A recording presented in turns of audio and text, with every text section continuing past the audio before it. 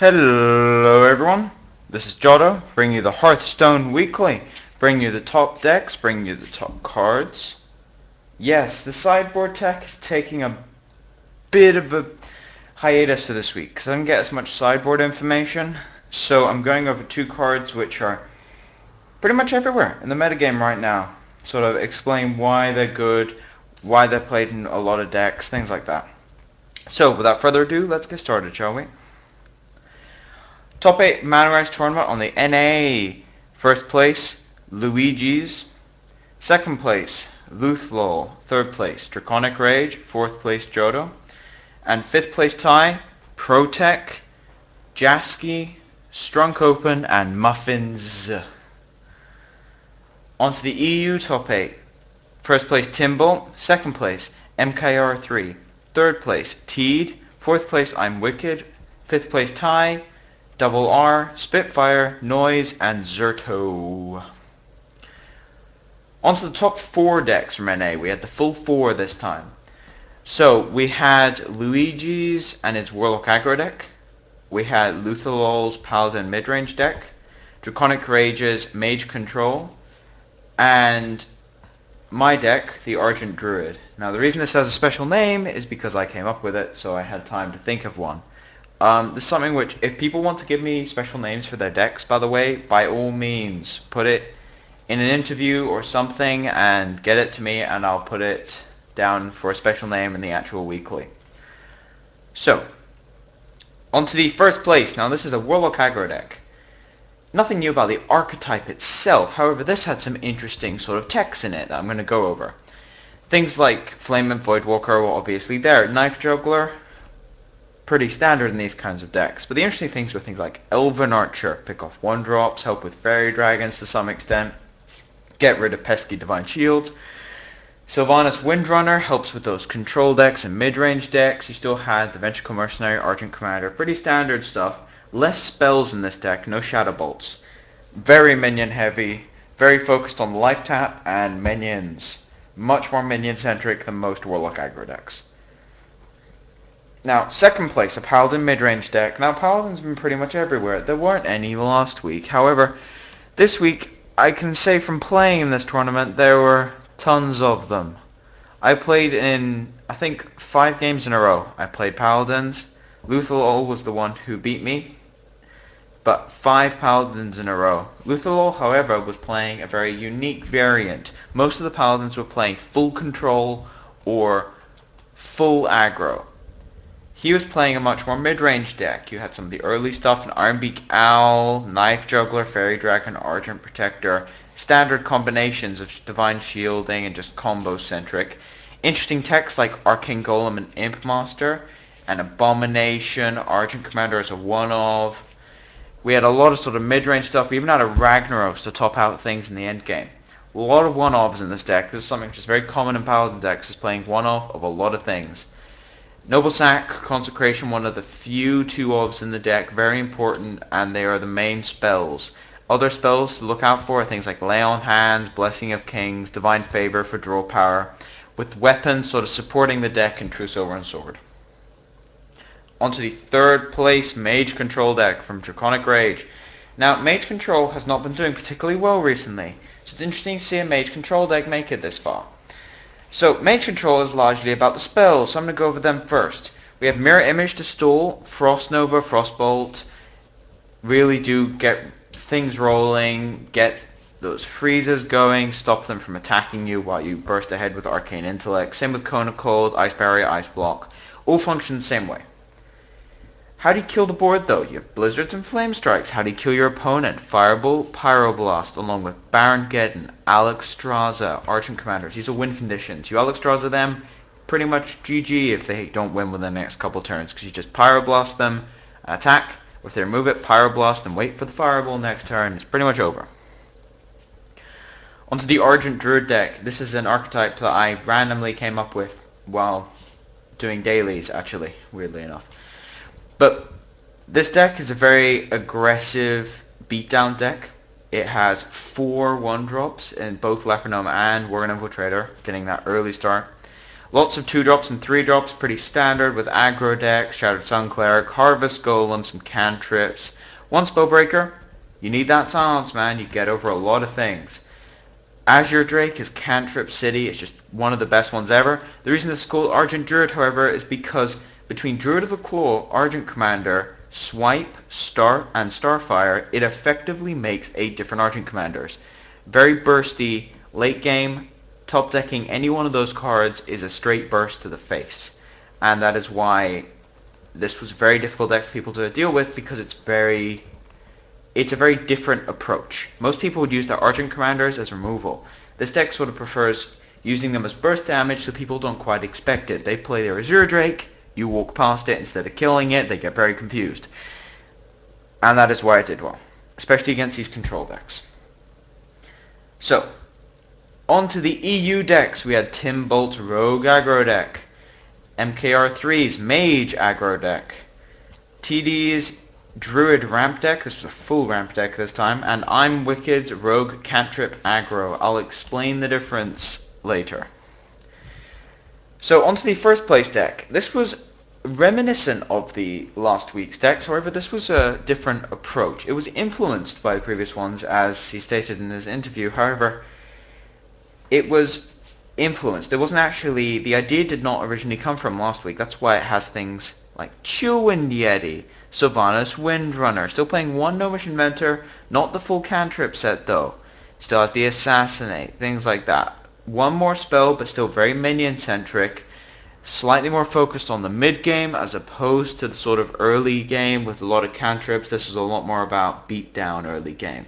Still that core of Harvest Golem, Fairy Dragon, Novice Engineer, Shattered Sun Cleric, SI7, 2-for-1s. However, playing Defender of Argus, Chillwind Yeti, Dark Iron Dwarves, very efficient creatures so that you don't need as many cantrip effects. On to second place, Mage Aggro, an archetype that has been around forever. However, this one was slightly different. This played Flamestrike instead of Blizzard, and it played 2 Pyroblasts. Now, Flamestrike is a much better board wipe in the mid to late game than Blizzard, but it's worse against aggro, which shows that he didn't really have much of an issue against aggro, and it was more to do with his mid to late game that needed helping, so he went Flamestrike. 2 Pyroblast shows that he really needed to get it, and if he drew both, it wasn't so much of an issue because it's 20 points of burn on turn 8 and 9. As for the actual minions though, the key difference between this and most other mage decks that play this kind of archetype is the Defender of Argus instead of Dark Iron Dwarf, and the Water Elementals instead of Argent Commanders. This gives him a better matchup against these aggro decks and weapon decks, and slightly worse against these mid-range and control decks. It's a trade-off, but as I said, he has these so that he can play Flamestrike for later in the game, and it was a very efficient combination. Onto the third place, Druid Ramp deck, and that's a full ramp deck, playing those Nourishes, Wild Growths, and Innervate. 2 copies of each, playing those stalling creatures early. Fairy Dragon used as removal a lot to put on some early pressure, divert the attention. Keeper, Harvest Golem, and Earthen Ring, keep them off, and then you're straight into your mid-game. That's it. That's all you're doing early game along with your Wild Growths. Straight into mid-game. Druid of the Claw, Argent Commander, and then there's the one-of win conditions. Now this is something which is very interesting to see in these ramp decks, where they just have 1,000,001 win conditions that they play between turns 6 and 8 as opposed to 8 and 10. You have Sunwalker, Ancient of Lore, Ancient of War, Ironbark, Ragnaros, Cenarius, Onyxia, and Ysera. That's an incredible amount of large minions. Something which very few people would be able to deal with. They just would not be able to do it. An Ancient of War has a huge amount of health, very difficult to get past that thing. Ancient of War heals him up. Ironbark, same problem. Ragnaros kills something straight away. Cenarius gives board presence. Same with Onyxia, and Ysera is just a cantrip on a stick. It is a very powerful late game. Getting there is why you have those Harvest Golems and Earthen Ring Farseers and Keepers. Same with the Wrath and Swipe. Onto the fourth place, Rogue Cantrip Aggro. I can't remember who coined this term. I heard it on Teamspeak at some point, but it was what was used to describe the deck that had been run last week a lot. There were 4 of them, in fact. Rogue Cantrip Aggro is basically the deck that came first was playing a much more rogue, aggro-centric shell with much more efficient minions. Cantrip aggro, what it does is it plays efficient minions with a lot of cantrips. So a lot of, when this enters the battlefield or dies, you draw a card. You have the full suite of Loot Hoarders. You have a Harvest Golems, Novice Engineer. These are very efficient creatures that either draw you a card or just 2 for 1. Gnomish Inventor, Azure Drake. That's a lot of cantrips. He also said that if he had the Blood Mage Thanos, he would play it. And if he had the Azure Drake, he would play it. The substitution was Silverhand Knight. And I think a second news. I'd have to check on that one. But besides that, pretty similar. We've got efficient spells. Betrayal was the interesting addition to this one instead of Assassinate. Had Defender of Argus, Dark Iron Dwarf, SI7, Shattered Sun Cleric. Very efficient minion. Silverhand Knight is a 2 for 1. Argent Commander, a 2 for 1. That is how this deck works. 2 for 1s everywhere. Just out card drawing your opponent, getting that efficiency, emptying your opponent's hand while maintaining yours. Very interesting deck. Probably be played more in the future considering this is the second tournament in a row it's done well in. Now, as I said, I didn't have much in the way of sideboard information as you see, so I'm doing the 2 most popular cards in the metagame because for the first time in a long time we had 2 extremely popular cards that was so far, just so far ahead of everything else. Now those 2 cards are Argent Commander and Harvest Golem. Now let's go in sort of order of popularity. Yes, that is 13 there's 13 copies of Commander in both top 4s. That is crazy. Now, Argent Commander is a card which has always been popular. It's always been good. This is the kind of card which it can't really die off in a metagame. It will always be good. It was good in the mid-range. It was slightly worse in mid-range than it is now, but it was good in mid-range. It was still one of the pillars of the format. Now it is the pillar of the format in terms of what minions are.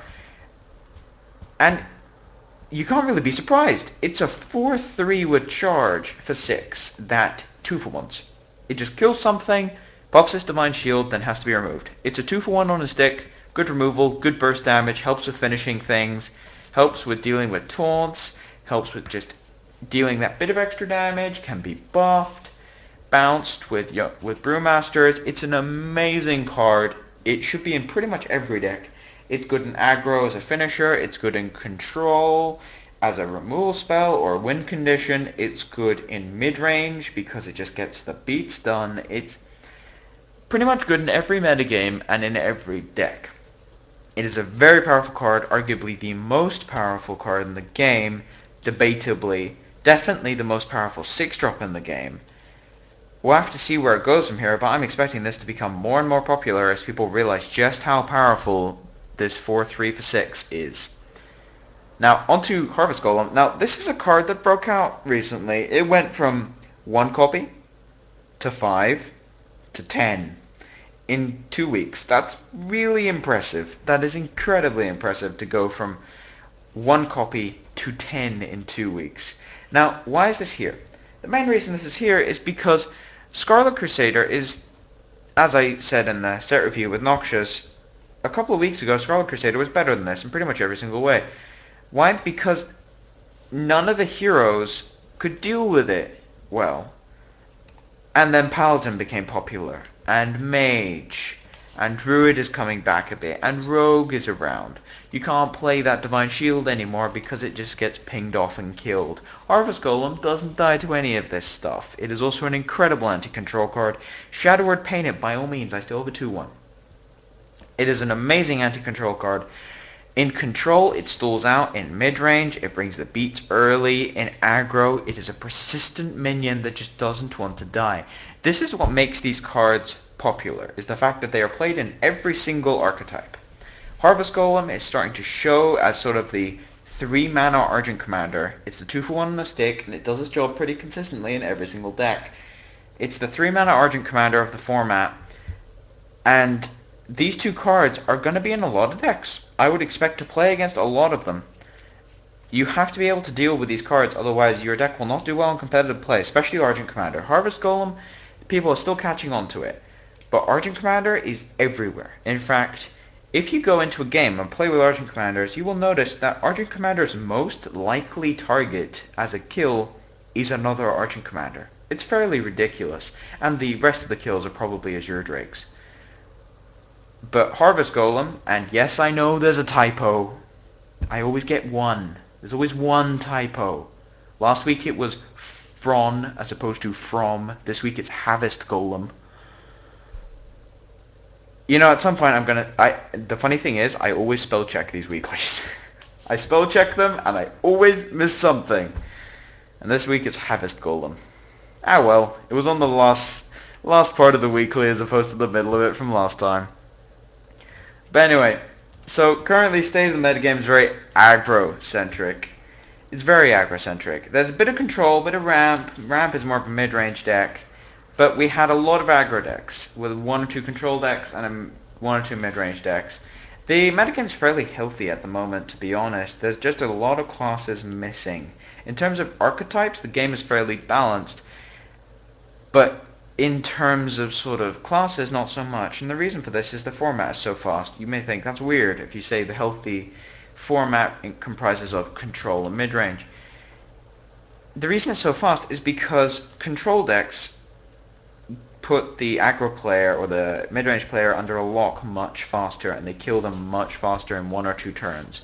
Whereas before it was very grindy, very slow, and it was just mid-range focused. It was a very slow metagame. This one's much faster. These mid-range decks are playing a lot of charge. Aggro just gets in early. Control, if you don't get damage in early, they lock you down by turn 4 or 5. It's a very, very fast metagame right now, which single-handedly locks out several classes. Things like Beast Aggro just doesn't work, because the neutral minions are very good against beasts, and they're faster than the beast decks, and the hero powers kill them, and all the popular heroes right now have hero powers that can kill beasts. That's why it's not played. It's too slow, weirdly enough.